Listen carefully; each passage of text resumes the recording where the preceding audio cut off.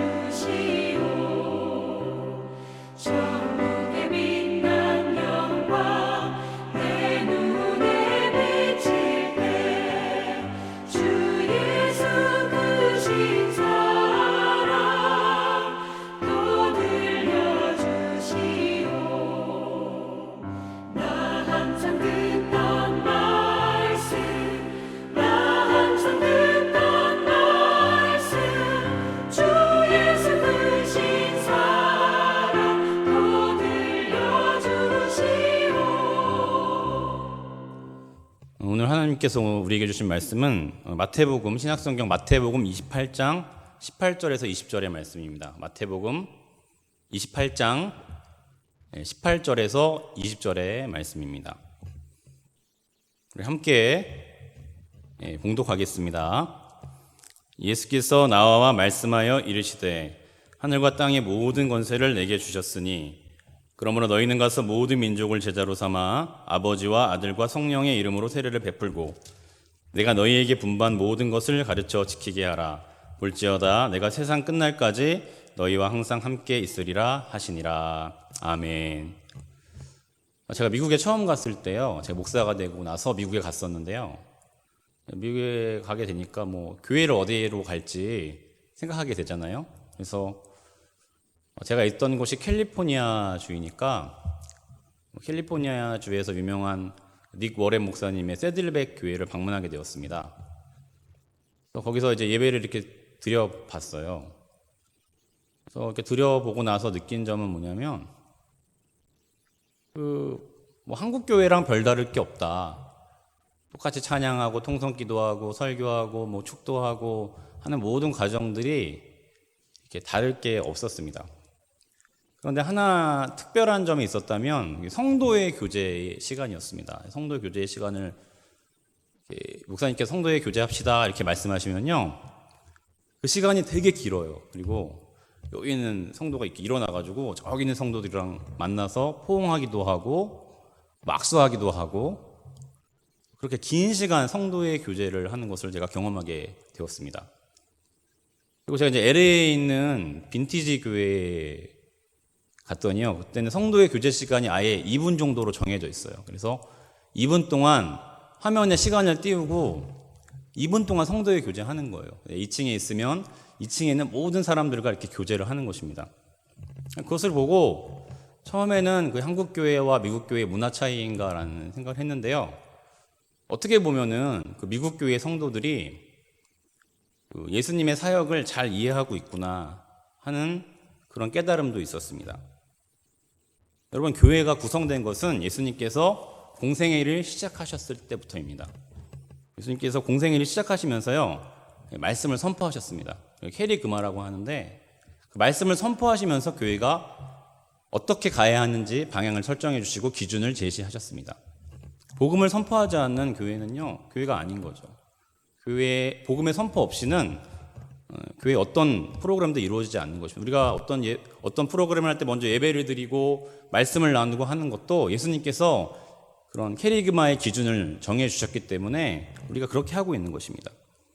두 번째로 예수님께서는 섬김의 모습을 보여주셨어요. 우리가 디아코니아라고 하는데요, 우리가 잘 아는 오병이의 기적도 하나님 나라를 보여주신 큰 기적이기도 하지만 쉽게 말하면 급식 서비스 하신 거예요. 많은 사람들, 예수님의 말씀을 듣고 배고파 하던 많은 사람들에게 먹을 것을 주신 것입니다. 우리나라가 의료 강국이라고 하는데요, 가장 완벽한 의료 서비스를 보여주신 분이 누구입니까? 바로 예수님이셨어요. 하나님의 나라에는 어려움이 없고 아픔이 없고 고통이 없다는 것을 보여주셨어요. 그것이 우리가 교회를 통하여 이웃을 섬겨야 하는 이유입니다. 세 번째로 예수님은 디다케라는 교육을 행하셨습니다. 교육이라는 단어의 뜻이요, 무언가를 이렇게 끌어내다, 잠재력을 끌어내다라는 의미예요. 그 어부였던 제자들을 제자로 삼으셨을 때에 그들에게 사람 낚는 어부가 되겠다고 말씀하셨습니다. 긴 얘기 하지 않으셨어요. 짧은 얘기로 그들의 잠재력을 이끌어내셨습니다. 그것이 교회의 교육의 어떤 모습이기도 하죠. 또 우리가 교회학교를 통해서, 예배를 통해서 배우고 가르쳐야 되는 이유가 됩니다. 예수님께서 이 캐리그마와 디아코니아와 디다케의 방식을 어떤 방법으로 행하셨습니까? 우리가요, 메신저를 하잖아요. 카카오톡이라는 메신저를 하면 가끔 불편한 점이 있었을 거예요. 그게 뭐냐면, 우리가 이거 만나서 얘기하면 편한 건데 메신저로 하니까 불편하다 하는 마음이 있으셨을 것입니다. 만남이란 그런 장점이 있는 것입니다.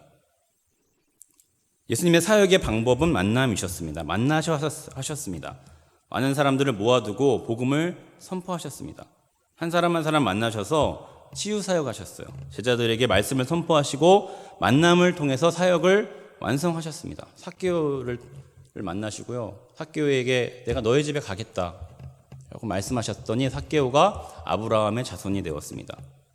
사람들을 피해서 우물가에 왔던 사마리아 여인이 예수님께서 자신을 만나러 왔다는 사실을 깨닫고 물동이를 버려두고 동네에 들어가 메시아를 증거하였습니다. 이것을 통해서 만남과 교제 없이는 사역이 완성되지 않음을 알 수가 있습니다. 만나지 않으면 변화가 일어나지 않습니다. 우리가 힘을 얻을 수 없어요. 은혜를 받을 수가 없습니다. 여러분, 인간은요, 태어나자마자 아무것도 할 수 없는 존재로 태어났어요. 아무것도 할 수 없죠. 부모의 도움이 없으면. 그래서 우리가 혼자 컸다라는 말은요, 어떻게 보면 맞는 말일 수도 있지만 틀린 말이죠. 혼자 클 수 있는 사람은 아무도 없습니다. 우리가 자수성가했다라는 말도 하지만은요, 누군가의 도움 없으면은요 성공할 수가 없는 것입니다. 왜냐하면 하나님은 우리를 사회적 존재로, 관계없이는 살아갈 수 없는 존재로 창조하셨기 때문입니다. 여러분, 우리가 코로나19의 영향으로 계속해서 영상으로 예배드렸습니다. 예배 형식이 똑같아요. 예배의 형식도 똑같고, 목사님의 말씀도 똑같고, 우리가 공헌도 드리고, 그렇게 했지만 우리에게는 왠지 모른 허전함과 어려움이 있었습니다. 그것이 길어지니 힘들기도 했습니다. 왜 그랬을까요? 우리가 직접 만나 담임 목사님의 설교를 듣지 못했기 때문입니다. 내가 좋아하는 성도와 수다도 떨고 교제도 하고 함께 식사하며 이렇게 신앙생활을 해야 하는데 그것도 하지 못했기 때문에 아마 어색했을 것입니다. 우리가 새벽에 기도하면은 누군가의 새벽 기도하는 소리가, 통성 기도하는 소리가 들려야 하는데 그 소리를 듣지 못하니까 어색하기도 했습니다. 이 코이노니아가 이루어지지 않았기 때문에 우리가 어색했던 거예요. 사역이 완성되지 않고 뭔가 예배를 드려도 허전했던 것입니다. 사도행전 2장 40절을 보면은 서로 교제한다고 말씀하시며 초대교회의 특징을 말씀하고 있습니다. 이것이 바로 코이노니아입니다. 코이노니아란 우리식으로 말하면 교제인데요. 이 교제의 의미는 같은 공간, 같은 시간에 있는 공동체를 의미하고 있습니다. 지속적인 상호작용을 통해서 관계되어진 그런 공동체의 만남과 친교입니다. 바로 교회의 모습이죠. 그러니까 코이노니아가 없으니까요, 뭔가 부족한 마음이 드는 거예요. 뭔가 어려운 마음이 드는 것입니다. 결국 교제로 우리는 교회가 완성되고 예배가 완성되며 사역이 완성된다는 것을 알 수 있습니다. 왜냐하면요, 예수님의 방식이 바로 교제였기 때문입니다. 하나님께서 예수님을 보내신 것은요, 하나님의 방법을 보여주시기 위함이에요. 이 교제가 하나님의 방법이기 때문입니다. 우리는 수많은 방식과 형식을 선택하며 살아갑니다. 그리스도인이란 예수님의 방식이 옳다고 믿고 그것이 하나님의 방식임을 인정하는 것입니다. 바로 코이노니아가 하나님의 방식이라는 것을 믿으시기를 간절히 축복합니다. 그렇기 때문에 우리는 모이기를 패하는 현대의 습관을 버려야 합니다. 우리가 이 코로나19 사태가 끝나야겠지만요, 아무리 바빠도 교회에 오셔서 예배 드려야 하고요, 속회를 모여야 하고요, 함께 모여 중보 기도해야 할 줄로 믿습니다. 이제 말씀을 마무리하겠습니다. 오늘 예수님께서 지상에서의 마지막 명령을 하시면서 승천하셨습니다. 그 마지막 명령은 무엇이냐면 성령을 통해서 너희들과 교제하겠다, 세상 끝날까지 함께 하시겠다고 말씀하십니다. 성령이 분명히 나타나지만은요, 그것이 행해지는 방식이 바로 코이노니아입니다. 지속적인 만남을 가지고 상호작용하는 것입니다. 만나지 않고는 결코 전도가 이루어지지 않습니다. 다른 모든 예배의 형식, 예전의 형식도 마찬가지입니다. 코이노니아 없이는 모든 사역이 완성되지 않는다는 것을 기억하시기 바랍니다.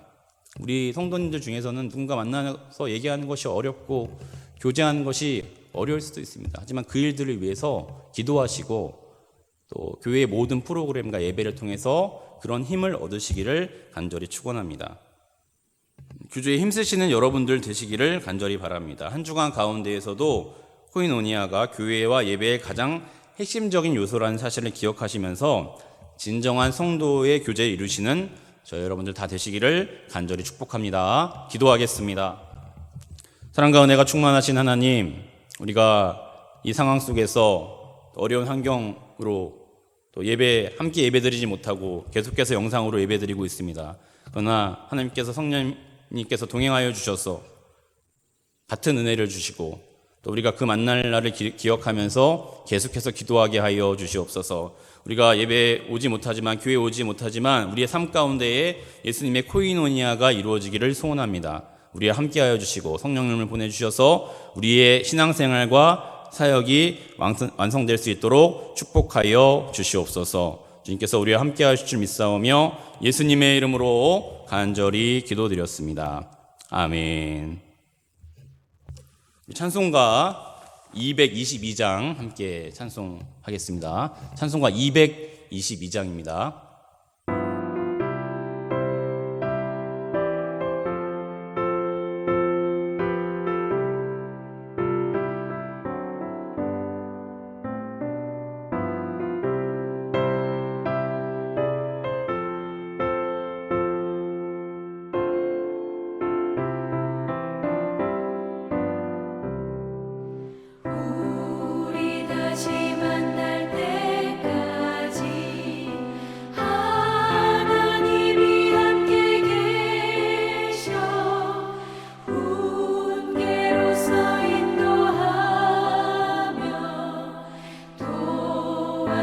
주시기를 바라네. 다시 만날 때 다시 만날 때 예수 앞에 만날 때 다시 만날 때 다시 만날 때 그때까지 계신 바라네. 우리 다시 만날 때까지 하나님이 함께 계셔 간대마다 보호하며 양식 주시기를 바라네. 다시 만날 때 다시 만날 때 예수 앞에 만날 때 다시 만날 때 다시 만날 때 그때까지 계신 바라네. 우리 다시 만날 때까지 하나님이 함께 계셔 위태한 일 명쾌하고 품어주시기를 바라네. 다시 만날 때 다시 만날 때 예수 앞에 만날 때 다시 만날 때 다시 만날 때 그때까지 계신 바라네. 우리 다시 만날 때까지 하나님이 함께 계셔 사망 권세 이기도록 지켜주시기를 바라네. 다시 만날 때 다시 만날 때 예수 앞에 만날 때 다시 만날 때 다시 만날 때 그때까지 계신 바라네.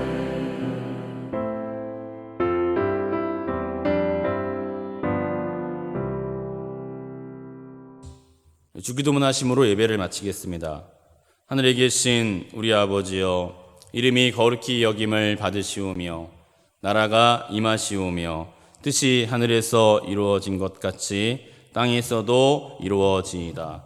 오늘 우리에게 일용할 양식을 주시옵고 우리가 우리에게 죄 지은 자를 사하여 준 것 같이 우리 죄를 사하여 주시옵고 우리를 시험에 들게 하지 마시옵고 다만 악에서 구하시옵소서. 나라와 권세와 영광이 아버지께 영원히 있사옵나이다. 아멘.